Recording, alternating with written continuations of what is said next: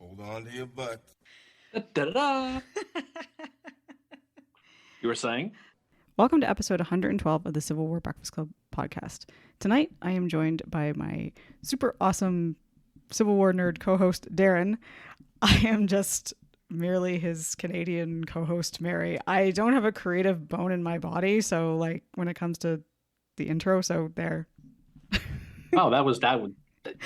Eventually, I'm it's going. speechless. Eventually, It was that good. I mean, honestly, sometimes I think I'm, just doing it so badly because I just want you to say like, okay, you know what? From now on, I'm just going to do the intro because it's easier. To which I would be like, Oh, God's sakes. 100% okay with.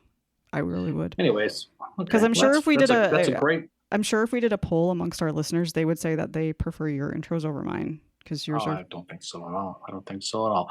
But anyway, how are you? What's going on? I'm good. How are you?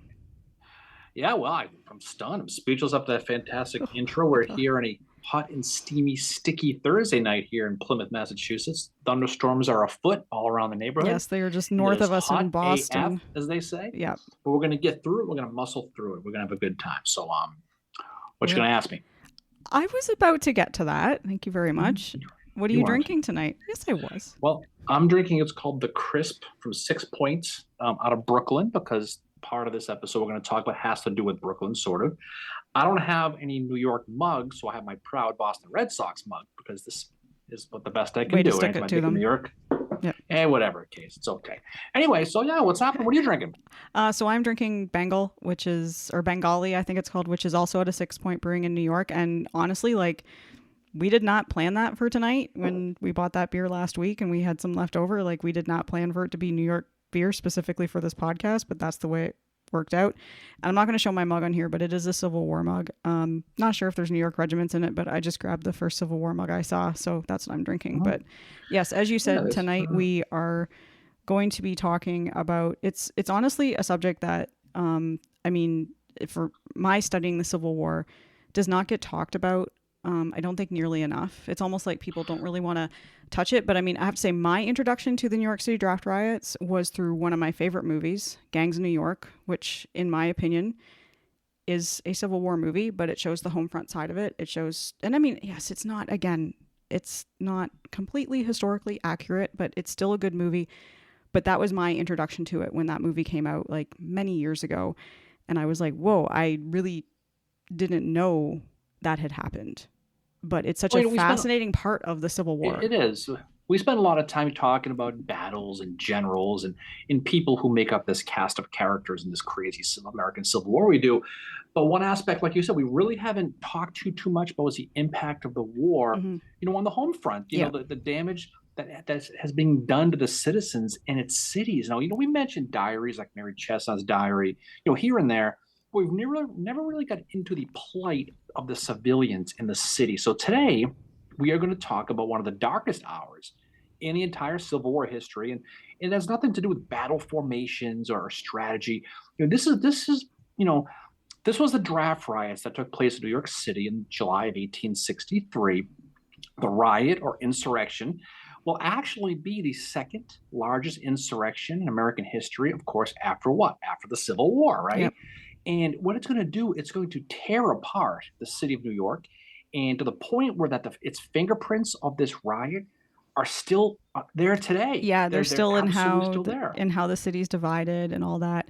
And I think too the thing about the New York City draft riots is not only, as you said, is it showing kind of this home front side of the Civil War that doesn't really get talked about a lot, but it also shows like it's a city in the North that is clearly divided over how it feels things are going with the Civil War. And I mean, in New York, there is a Copperhead movement there. And I mean, I don't know, I want to try and explain what a Copperhead is. It is really like, it's basically somebody that doesn't support the Civil War, but they're a Northerner. They're basically peace Democrats. The thing with the draft riot, though, is, I don't know about you, but for me, it was not taught in any school I went to. No. I never learned really much about it till later, but it's important to understand not just what happens, but why it happens. And what is said about racism in the North, a concept that is usually reserved for the South, admittedly, and in popular whatever theory. But again, when you look at this and setting up the whole thing, Much of this goes into how the whole thing came about. Leading up to the Civil War in the 1850s, New York's economy was very heavily tied to the South, more Mhm. so than any other northern city. Now, New York was a major importer of Southern cotton, which is basically was sent to wealthy manufacturers, right? And a huge part of why New York was such a large manufacturing city was the influx of what? The immigrants, right? Yep. That flooded the city throughout the 19th century. Now, if you look at some of the statistics in the census of New York City, they show that in 1830, 98% of New York's population was natural born. Yep. By the 1850s, over 140,000 immigrants came into New York City, and the city's population swelled to over 800,000. The population of foreign born residents doubled in the 1850s. So when you jump ahead to the 1960 census, when you look at these numbers, 40% of New York City's immigrants were Irish, 33% were German. Nationally, 90% of immigrants who came into the United States in the 1850s, they came to the North because of why? Mhm. Because the slave labor that was in the South Yep. made competition for jobs just about impossible. Yep. And Now, that's an important part of that we're going to talk about with these riots is the job situation. As you said, that they're coming here to the north because there's more opportunity for them for jobs, because in the south, you know, because of the slave economy, there's not those same job opportunities there. right. And the immigrants, they did a lot of what we call those grunt jobs today, right? They worked on the docks unloading cotton from ships. They did construction. They worked at the Dairy Queen. They did all those labor intensive jobs that was what they did. So New York also had a large and growing African American population. Now, when New York abolished slavery in 1827, the black population swelled with those emancipated slaves who also worked at those grunt jobs, right? Hmm. Now, groups such as the African Dorcas Association, which was led by black women, they wanted to make sure black children in the city were educated. And so it was founded in the 1830s to help integration, right? Kind of like an early Freedmen's Bureau Yeah, type thing, that's run exactly by what I was women saying. in the Yep. city, right? Yep. But by the 1850s, tension between the blacks and these immigrants, mostly the Irish, admittedly, Hmm. was growing due to that competition of the jobs you mentioned for that labor. And it's what it did is it started to flare up between these two groups. Now, what happens is you mentioned gangs in New York, right? Yep. Gangs started to pop up in New York City at the time, such as the Irish Dead Rabbits. Yep. Great name, right? Which is the one from And Gangs in New York, and right. the plug uglies. I'm trying to remember what Daniel Day Lewis's gang was called. I think it was it the Natives? Something like, I don't remember yeah. to be honest, I need to watch that but movie again. but these gangs and these attacks on black laborers started to occur. 1857, the Dead Rabbit Riot happens. That's what it was, Hmm. and it occurred. It led to 8 deaths, and basically took the New York militia to put it down.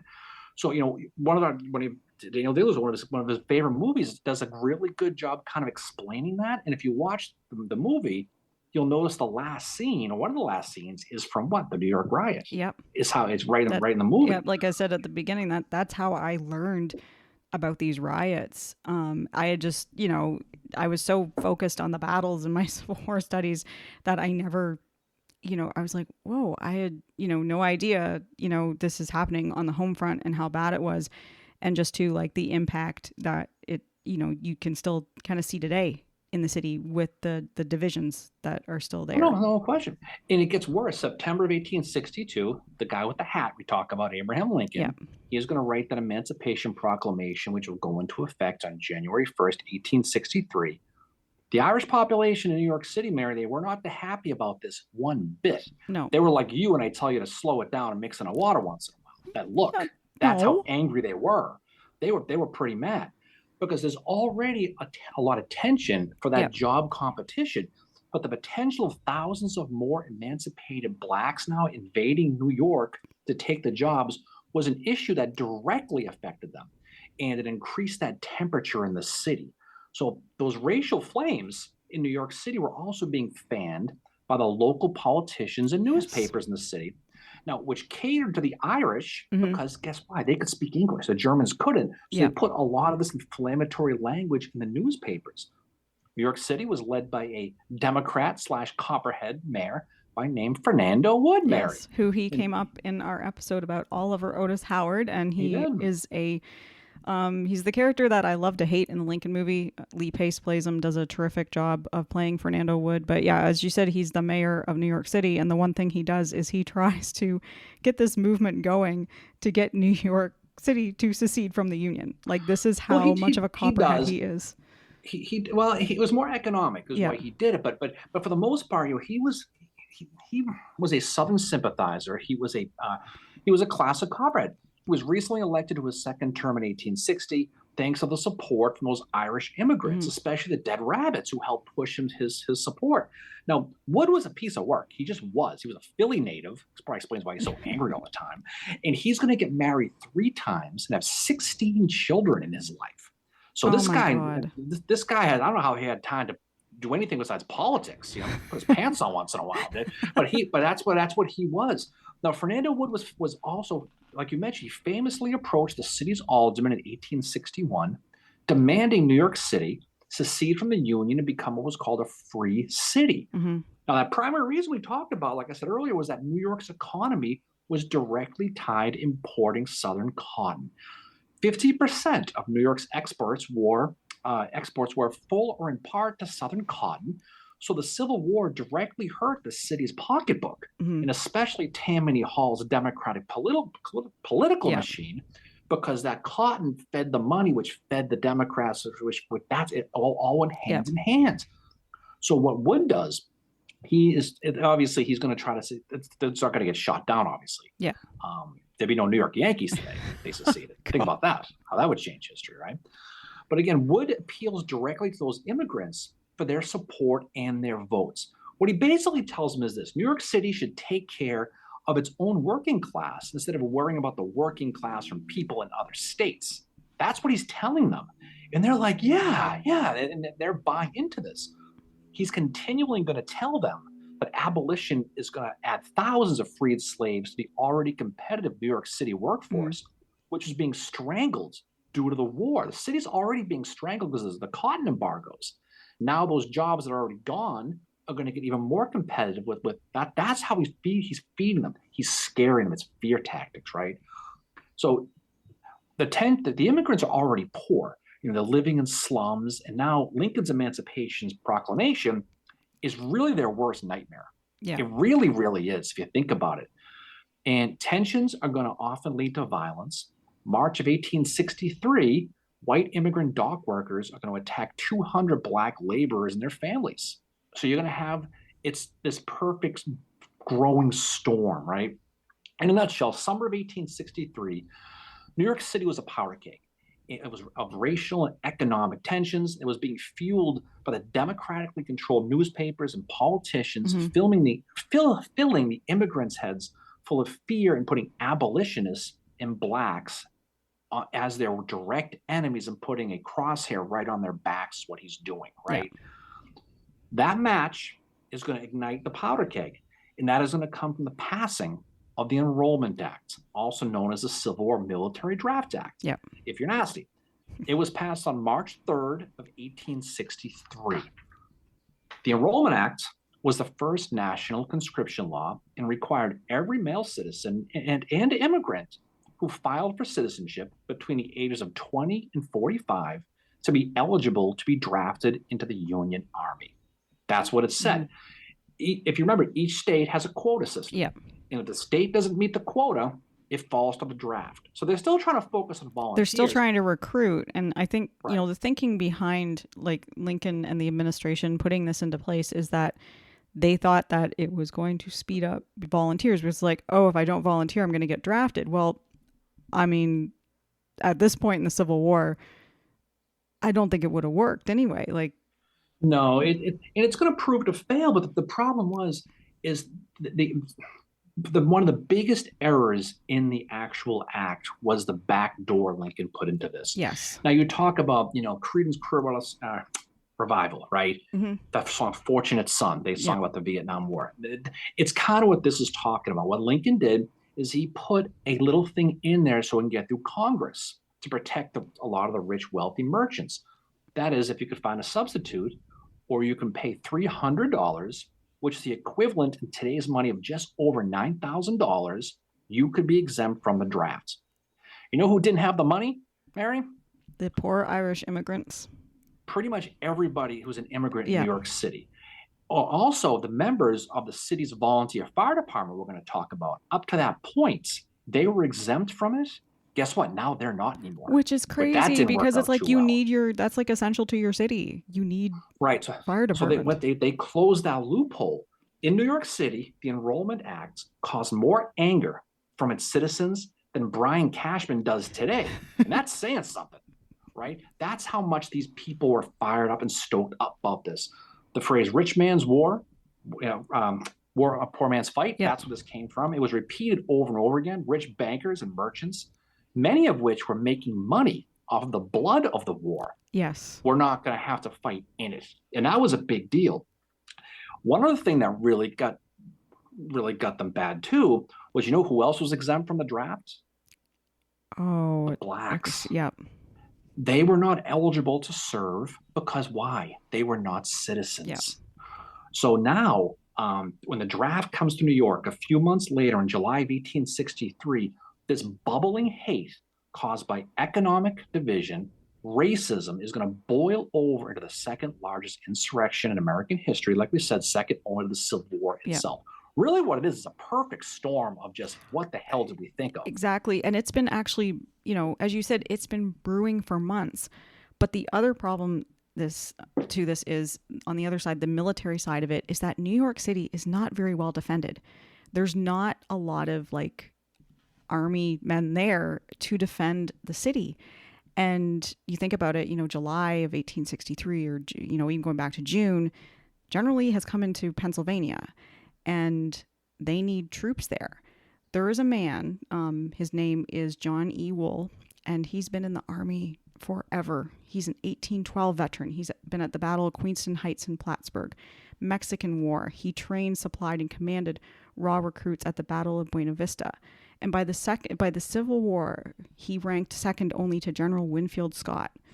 So by the time of the New York City Draft Riots, he has been placed in charge of the Department of East in New York City. And he's been there since January of 1863. And the one thing he has been trying to do is get the forts around New York manned, because right now there's not enough of them there, he feels. He's writing to Lincoln. He's writing to the governor, Horatio Seymour, and saying we need men on these forts. And his concern is that he is worried about Confederates coming there in ships, ironclads, whatever, and they attacking New York City because he feels it is not very well defended. I don't think he was thinking when he was writing these letters that the citizens are going to turn on the city itself and riot. But John Wool has been trying, for quite a few months now, saying, I need men here. And he's not going to come out of this looking very good, unfortunately. But, like I said, he's told the Lincoln administration, he's told Governor Seymour, and the one criticism of him is he's 79 years old. And that's the one thing they're saying. He's too old, he's frail. And that's the one criticism that comes out of this. And, at one point he wrote General Lorenzo Thomas, and he said, all the artillerists of this city have been sent to Harrisburg. A regiment of infantry will be forwarded today. I have asked the governor of New York to send me a regiment or less of state artillery. I have received no reply. Brigadier General Sprague says it will be difficult to get them at this moment. If I send you the 2 companies of artillery numbering 155 effective men, one shall only have 460 enlisted to man the guns of 9 forts, including Governor's Island. And he's talking about these forts that are around New York. And he's saying, we need the manpower here. So going into these riots, they don't have that kind of protection that they need from something like this. They don't. The New York militia, for the most part, was sent to Pennsylvania, like you said, to fight Gettysburg. They were all spread all over the place. So on Saturday, July 11th of 1863, this first draft is going to be held. And it's going to be held at the enrollment office in New York City on 47th and 3rd Street. Currently, the site of Rossman Farms, a produce wholesaler, in case you're in the area. If you want to see history while picking up a fresh tomato, that's what you can do, right? So the guy running the draft is Colonel Robert Nugent. And he's an Irishman from County Down, Ireland. And you may remember him, Mary. He was also appointed to supervise the draft, but he was also the original commander Hmm. of the famous 69th New York, Yep. right, of the Irish Brigade. But he stepped down because in the Battle of Fredericksburg, he got shot in the stomach and he survived, but he had to go on the sideline for a little while. So he was appointed the acting provost marshal for the Southern District of New York, which is New York City and Long Island. And since he was from an Irish Democrat, basically the thought was the Irish immigrants would probably think, maybe as one of them, he could handle it and it would probably be okay. Yep. The Irish American newspaper in New York City, they wrote of Nugent supervising the draft, it was a wise and popular choice. So they thought a little bit hindsight, well, maybe this Yep. will work. Now, the first day's draft did go smoothly by all accounts, and then no real problems. That was on a Saturday. The next day being Sunday, there was no draft on the Yep. Sunday, so it was going to resume again on Monday, the 13th of July. Now, that Sunday, word circulated throughout the city that the draft was going to continue the next day. So most shipyards and factories decided to close that day as basically a day of protest. Hmm. They were going to shut it down. They were going to protest the Enrollment Act. That's kind of what they were going to do. So before the enrollment office opened on that Monday morning, a mob started to gather, and they were waiting outside for the draft to start. And when it did start, and names were being picked and called out, like it's like the Hunger Games, Yeah. right? And They're but reading the they're reading the person names. doing it was blindfolded because, they were like, well, if we blindfold the person, and as you said, the guy doing it is a pretty, he's well respected. They thought because he's Irish, like it'll be okay, but he would have been blindfolded as well while he's doing it Mhm. to eliminate any kind of bias. Yeah. So as they're starting to read the names, the German and the Irish immigrants, mostly Irish, were in the crowd, and they're getting more and more. It's growing very, very Yeah. uneasy. Now, Nugent, remember from that first day's draft went smoothly. He didn't think too much of it and didn't anticipate anything was going to come out of it. But all of a sudden, someone in the crowd, they do what? They fire a gun. And all of a sudden, all hell broke loose. To quote Ron Burgundy, that really escalated Yes, quickly. it did. It goes And from like like you said, like name calling to all of a sudden it's like rocks and bricks. And I think in the movie Gangs of New York, it's just this brick that goes through the window, and that is what starts it off. well, they lose it. I mean, it was just waiting.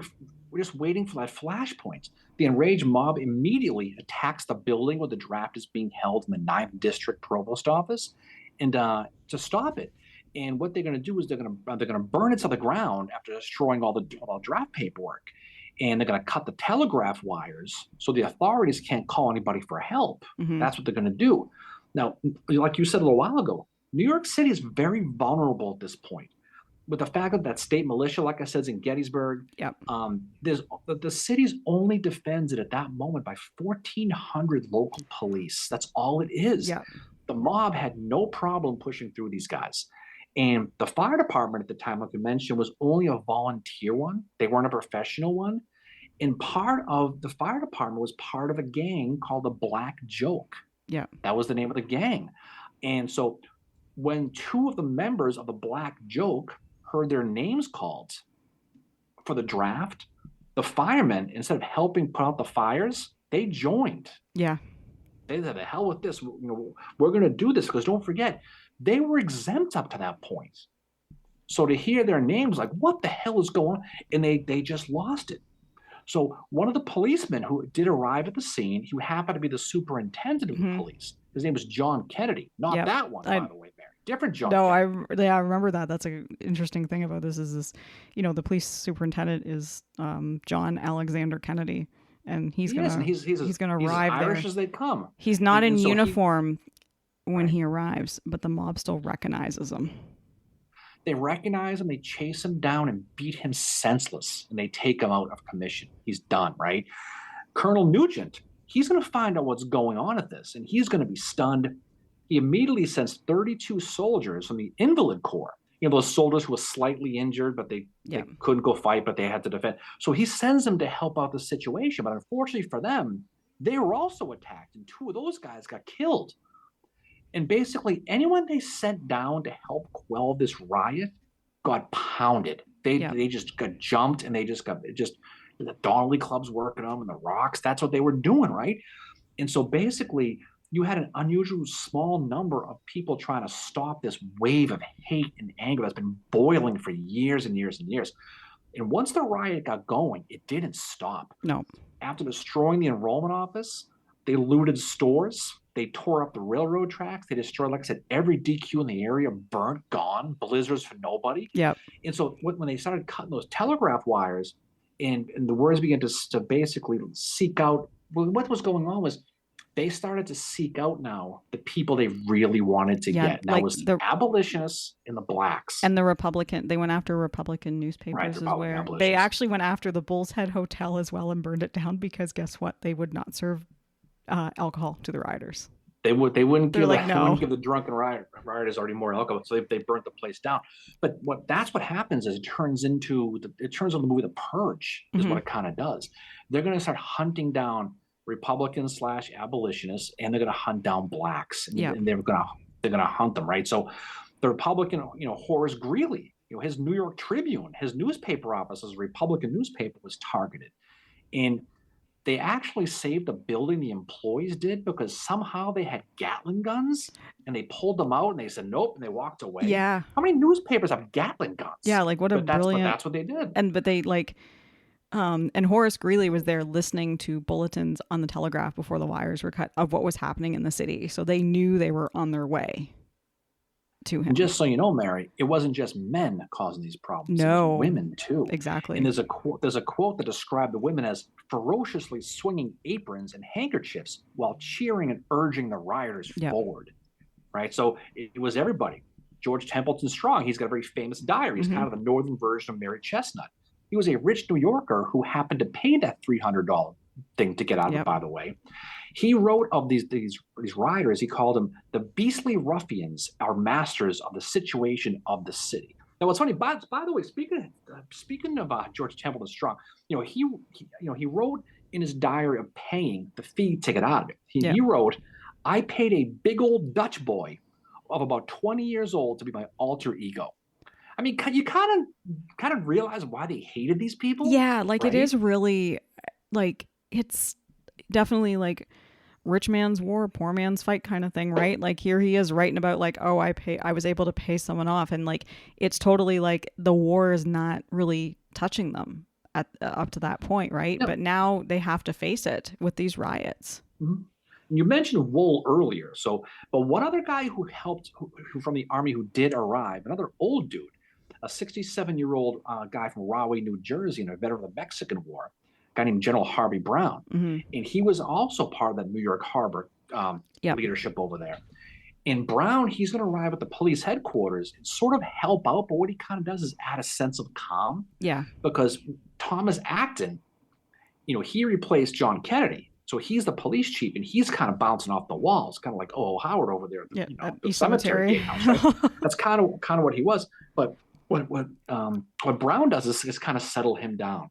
And so, as I said earlier, the mob is going to start basically targeting these African Americans. Yep. And there was probably about 12,000 blacks in the city at the time, but they were spread all over the place. Yep. And so, about 4 p.m. Mhm. on that first day, a mob of 400 gathered outside the Colored Orphan Asylum on Fifth Avenue near 43rd Street. Yep. Many carried torches. They chanted "Burn the End's Nest" Yep. as they were doing it, and they torched the building. Inside the building was 223 black children. Yep. Now, fortunately, they were led out of the building Yeah. from the savannah out ironically, They all by got- a young Irish kid named Paddy McCurdy. And sadly, one child did die who tried to hide under the bed, Oh. and he didn't make Yeah. it, and he died in the burn. But it's a miracle, actually, that it was Yeah. not worse. It really, really was. Yeah, this first day is probably the worst day of these riots. I mean, all the days are bad.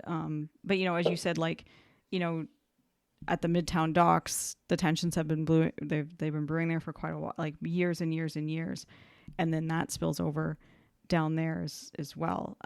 In that area, like the dock workers are destroying like brothels, dance halls, boarding houses, tenements, all that, especially the ones that cater to the African Americans. Right. And they're even going after the white owners of these businesses. So I guess the people that they would see as being the abolitionists.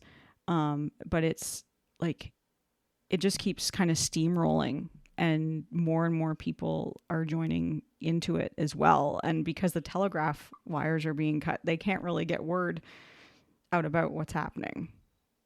No, it's the day goes on, night does fall, and sort of fortunately, the city was hit by an intense rainstorm that night Yeah. that did put out a lot of the fires, but not all of them. So when the sun came up on Tuesday, July 14th, there was still fires burning in the city. That day is going to continue and bring more riots, and they got more and more intense and more deadly. Yeah. And made based, but a lot of the first day's participants stopped. They kind of went back to Yeah, work. They because said the enough is second enough. day, like the day one, you have like the Irish and German immigrants, native-born Americans taking to the streets. The volunteer fire department is involved. On day two, you have like Irish cartmen, quarrymen, street pavers, as well as the workers who were, again, the dock workers are going into the mob again as well. Railway yards and foundries are involved on day two, which is would be Tuesday, July 14th. And as you said, there is a heavy rain that falls. And so for the first day, Governor Horatio Seymour is nowhere to be found. And he had given a speech on July the 4th that kind of hinted at, like just saying, like, look at what's happening, like with these drafts, like the government doesn't care about you. He's openly criticizing Lincoln. And that also is Well, he says the draft is unconstitutional. That's Yeah. what he says. Yeah. And he was one of the ones fueling this. He's nowhere to be found on Monday, July the 13th. But Tuesday, July the 14th, he does arrive and he speaks at City Hall, where he does try and then this is where he says, like, this conscription act is unconstitutional. And this is when General Johnny Wool, he does bring some soldiers and Marines in from the forts at New York Harbor, West Point, and Brooklyn Navy Yard. And Huh? this is when he orders, he's sending, Lincoln administration, anybody he can, he's sending telegrams out saying, you need to send these militias back because we need them here. Mm-hmm. He does. Horatio, Seymour, he's an interesting guy too because Yeah. he uses the moment to politicize, Yes. and he blames the Republicans for it. Ironically, he'll run and lose against U.S. grants for the White House a Mm-hmm. couple of years later. Yeah. But that second day though, they continued to target the blacks, and there were a lot of really bad stories about what happened on this day, but it's important to tell them because it adds context Yeah. to the entire thing. So, there was a black guy. His name was Jeremiah Robinson. He tried to escape the city to Brooklyn by wearing his wife's clothes, right? But he was discovered and was murdered by the mob right in front of his wife, right? Yeah. And William Jones, he was another escaping black. He was killed and he was left to rot in the street after he was attacked after going to the store to buy bread for his Yeah. family. And that's how they And identified him. His body was because he had the bread. because he had bread under his arm. That's how Yeah. they found him. There was a black woman who testified that the mob broke into her house on East 28th Street and literally threw the baby out the window. Mm-hmm. When asked if any other blacks were in that building, she told them that they were hiding in the basement. So you know what they did? They broke the water pipes, locked the doors, and drowned them in the basement, flooded the basement. Oh Most of these stories come from a book called Volcano Under the City, right? It was a guy named William Osborne Stoddard. It was the 1880s. So some of these stories you're going to take with a grain of salt, but that's what they were talking about. All day, most blacks remained in the city, or in hiding in the city rather, as the mob continued to hunt them down. They were also looking for wealthy people too. They would yell "down with the rich," and Yeah. if they saw a guy dressed well, they'd yell, "There's a $300 man!" And when they chanted, they found one. When they did find a guy who had some money, they beat the hell out of him. Yeah. And so these burnings continued throughout the second day. The mob actually came upon something called the Union Steamworks, which inside of it was filled with rifles and ammunition. But fortunately, before the mob got inside, the cops got there and took all that stuff out. But you mentioned before, at this point, slowly but surely, you're going to start to see troops coming into the city. Yeah. And more help came. There was 150 basically green recruits from the 11th New York Volunteer Infantry. And they showed up under the command of Colonel Henry O'Brien, Mm-hmm. along with 200 police. O'Brien's men loaded 2 cannon full of blanks and fired on the crowd, and also told the men to fire their rifles in the air. Yeah. Just put a scare into these Yeah, rioters. just to kind of, because they don't, it's like they probably don't want to kill people, right? Because things have But been guess bad what enough. happens? People die. They killed 2 boys on the roof Yep. watching. Yep. And that fires them up too. When the rioters found out O'Brien was in charge, they went and they found him. And about 2 o'clock in the afternoon, he was discovered by a mob of men, and he was tortured to death right in front of everybody. Yep. They just tortured him and killed him. Now, by now, those politicians were, like you said, were in complete spin control. And Seymour didn't help. He really didn't. No, because he's going there to kind of finger. incite that, he's inciting things more. And it's like he shows up, he's not there the first day, and then he shows up on the second day, says the draft is unconstitutional, which is not going to help any at all. He's not even a West Pointer. He's here, but he's here for the votes. That's kind of what he was. Yeah. He was there basically trying to fire up the mob and blaming the abolitionists, the Republicans, as well as the Peace Democrats. They're trying to blame everybody. New York's mayor, like you said, a guy named George Updike, he is going to get a hold of Stanton and wire and say, send guys, we need guys. Yeah. And those 4,000 guys do finally get there. Those guys from Gettysburg and West Point and some other guys all kind of come down there after a forced march. But what was it? One of the regiments, this is fascinating to me, one of the regiments that actually was forced march from Gettysburg was the 27th Indiana under Colonel Silas Cosgrove. Now, these are the guys 2 weeks before who lost a third of their men charging Lower Culp's Hill with the second mass on early July 3rd. And now they had to go to freaking New York City to put down this riot. Could you imagine like being in that, like, it's like, okay, you just went through this terrible battle, and then it's like, okay, now we got to go to New York City because the people are not happy there and they're rioting. Yeah, there's no rest for the weary. The 65th and 74th New York National Guard, they're going to arrive, and their soldiers, for the most part, are Irish. Mm-hmm. But they had no sympathy towards their Irish brethren ripping up the city. Sergeant Peter Welsh, he's of the 28th Massachusetts, and the Irish Brigade. He's a carpenter from New York City, and he just got back. He just finished fighting at the Battle of Gettysburg, and he's going to write to his wife, I have read of the disgraceful draft riots, and the conspirators should be hung like dogs, and authorities should use canister freely on these bloody cutthroats.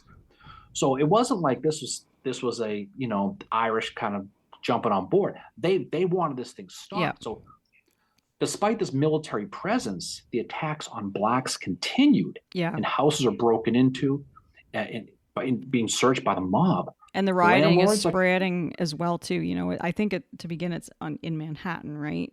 New York City at that point went about as far as the north side of Central Park at that point. That's kind of where that area went. So everything below there, it's spread throughout the city. But then it starts to spread to Brooklyn and Staten Island. Right. Staten Island. So what happens is the white landlords are going to start get out of here because I don't want my house burnt down. And basically there's that story. There's a story that we're going to talk about about Abraham Franklin, right? Mm-hmm. He's a 23-year-old guy. He's a black guy. And he is going to go to church to pray with his mother for their safety because she's nervous. So they're going to go to church together. The mob is going to break in and bring him outside, and they're going to drag him up the street, and they're going to lynch him from a lamppost right in front of her house on 33rd Avenue. The thing about it, though, with this story is it gets worse with this guy. Yeah. A 16-year-old Irish kid named Patrick Butler, okay? He's going to cut Franklin's dead body down. He's going to remove his pants and drag the dead Franklin up and down the street from his genitals and drag him as the crowd cheers and laughs. That's what this riot was. All while his mother can see it happening too. Right? Can you imagine? At this point, at the end of the day, it was mayhem. Yeah. The mob gathered. East 19th Street, there was some military gathered there, so the mob kind of attacked them. At this point, the troops are going to unlimber cannon, and they're going to begin to fire grape shot right into the crowd. while citizens in nearby windows are armed with pistols firing upon them. At that point, the troops say, let's get the hell out of here. Yeah. But they're also ordered to return and hunt down these sharpshooters unmercifully, and use canister freely on these people. Now remember, this is in the streets of New York City, Yeah. where the military is fighting the citizens, and no one knows about it No. historically. It was And just, it's just this, it's happening in a northern city as well. And it's showing right. just how divided even some of these places in the north were. And this is after the victories of Vicksburg and Gettysburg, Yeah. and things were kind of looking up. But this is happening in an American city, which is just it's unfathomable to even think about. Crazy. And it's on Wednesday, July the 15th, that Robert Nugent, he receives word from his superior officer, let's postpone the draft. Well, they're smart. They realize they got to slow this thing down. But it's like maybe let's just postpone it. More Union regiments are arriving in the city, and by nightfall, it does seem like the riot's waning a little bit. I mean, not really, but it sort of seems like it is. As a matter of fact, Mayor Opdyke, he's going to issue a proclamation saying the riot's over. But he came across like Mayor Larry Vaughn from Amityville dismissing the shark problem. Is kind of how he came across when he did that. And jump ahead now to Thursday, July 16th, right? Basically, it came in New York City, did begin to return to normal at this point. It really was slowing down. The streetcars were reopened. Mm-hmm. All the telegraph lines were repaired.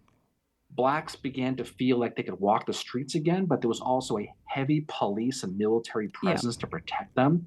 But sporadic violence did pop. It did happen from time to time, but it did feel like it did slow down. But when the violence broke out, there was one rioter who was heard to say, better to die at home than to die in Virginia. Yeah. That was kind of the mentality of what was going on with this. Yeah, there was Northerners with that mentality because they're so far removed from what's happening, and they, it's like in the movie Copperhead, which is an excellent movie. The attitude is, why should I care about what's going on in Virginia if I live in New York State? Yeah, exactly. And when it's all said and done, the death totals are inconclusive. Even today, no one really knows. Most historians put the death number at around 120. Basically, only out of those 120, 12, there's only 12 of African Americans who were killed, and the rest were the rioters. But the problem is no one really knows because there were some bodies that were just thrown in the river. There was one that was thrown on the ground and burnt into ashes because they never wanted to see him in the neighborhood again. Yeah. So they destroyed his body. Oh my gosh. There were some families who buried them in the backyard, just never said. So there's no one really knows. I mean, it's 120 is the accepted number, but I wouldn't be surprised if it was much higher. They say there's more, and the damage was in the millions upon millions of dollars. So like at the time during the Civil War, so we're talking $1863, it's $1 to $5 million, which today is 17.6 million, maybe upwards of even as high as $88.2 million in damage is done during these riots. I mean, this was not a Tuesday night in Goderich average street fight, Mary. This was a Full Metal Jacket cluster situation that went over 4 days. Now, in the city, Republicans they wanted several peace Democrats to be arrested for conspiracy, but Lincoln decided, let's leave those decisions up to the locals. I don't want to touch this. He wanted nothing to do with it. So since the rioters are mostly Irish Democrats, and the Democrats needed the Irish votes, what happened? They basically got off scot-free, including the people who killed, a lot of these people that they know about. And so basically, for the most part, guys like Abraham Franklin, the guy who was killed and mutilated and dragged up the street, his death went unpunished because they weren't going to prosecute people who they needed for the votes. And that's one of the ugliest situations. Yeah, it's such a, there's a lot of ugly things that are happening in this part of the Civil War that's not talked about very much. And they do resume the draft on August the 19th, and it was completed within 10 days without further incidents. incident at Well, all. they did, but Yeah. what this kind of thing, it really added a lot of political power for the war Democrats in New York Yep. City. It rose, guy William Tweed, the guy they called Boss Tweed, he kind of rose from this, and he's supported by the Irish, by Tammany Hall. They blame the Peace Democrats for the insurrection, and it helped consolidate all their power in New York City Mm-hmm. and create that continuing monstrous political monster that is Tammany Hall. Now, when the last fire was put out, the last shot was fired, New York City was able to put itself back together again. And very similar to 9/11, the community actually kind of came They together did. to help everybody. There was a black newspaper, it was called the Anglo-African. They wrote about where blacks could get aid. And on July 25th, they announced the formation of a committee of merchants. Now, this was a new charity organized by white, wealthy New Yorkers to do what? To help assist black victims Mm-hmm. of these riots. The Committee of Merchants helped raise and give money to several black businesses, like a guy named Albro Lyons.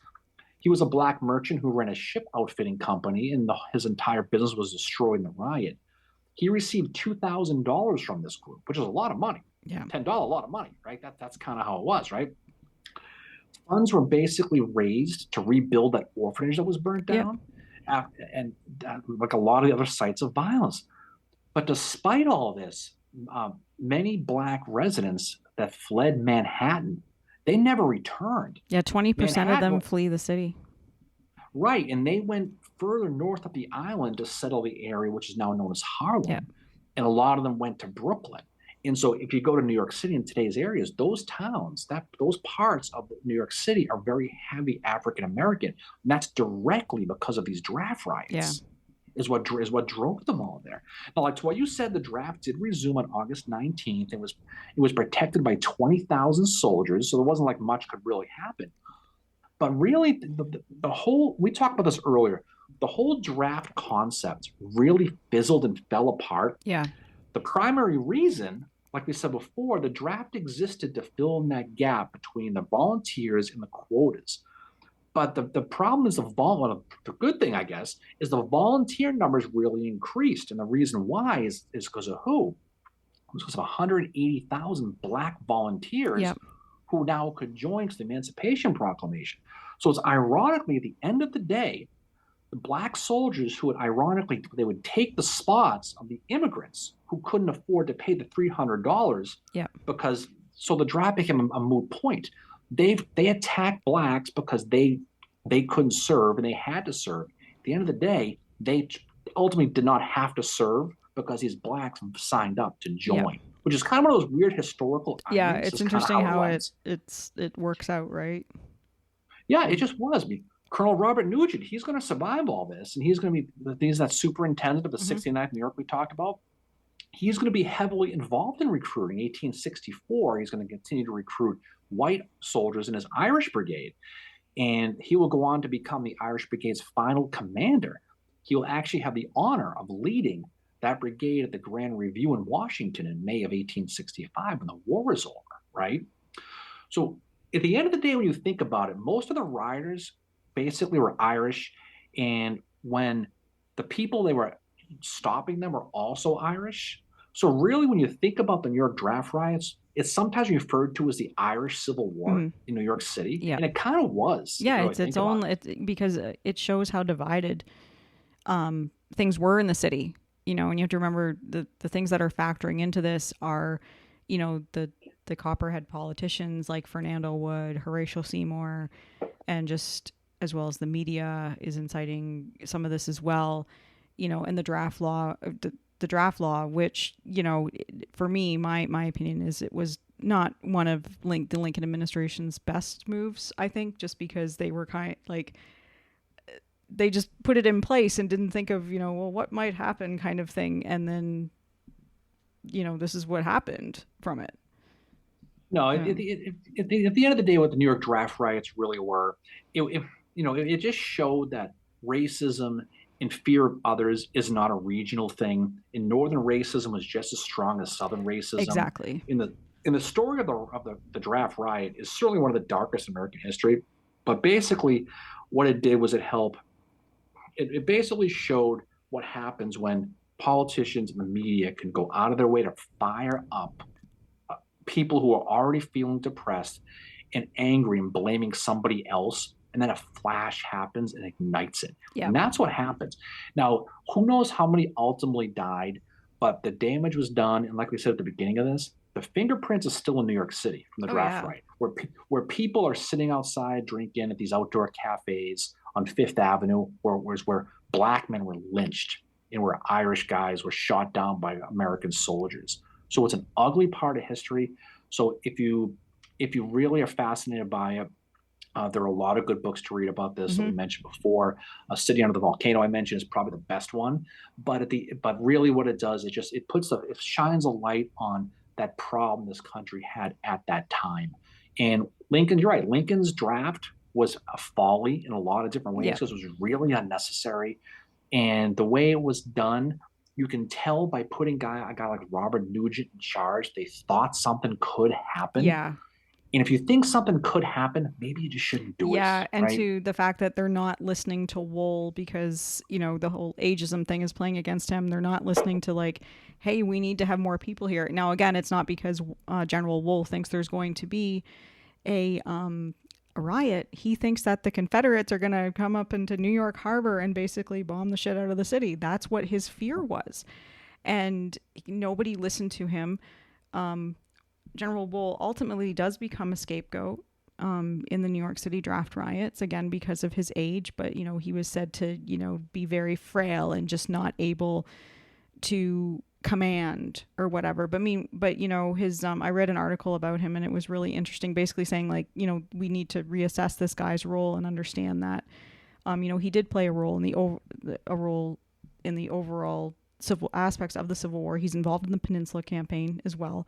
But, he's a veteran of the War of 1812. He's involved in the Mexican War. And again, he's second, in rank to General Winfield Scott when the Civil War breaks out.